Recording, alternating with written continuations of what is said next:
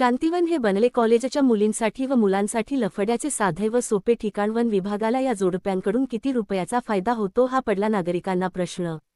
या ठिकाणी मेनगेटवरती कार्यरत असणाऱ्या कर्मचारी प्रत्येकाकडून 100 रुपये घेऊन पास देऊन आतमध्ये एंट्री देण्याचे काम करत आहेत। ते कोणालाही विचारत नाहीत तुम्ही कुठून आला आहात। त्यांच्या कर्तव्य असताना यावर मात्र नागरिकांची शंका व्यक्त होत आहे। वन उपविभागीय साहेब नेमकं काय चाललं आहे याकडे आपण लक्ष द्या। एसीमध्ये बसू नका, थोडं बाहेर फिरा आणि तुमच्या राज्यात काय चाललं आहे शांतिवनात एकदा बघा, झोपेचे सोंग घेऊ नका।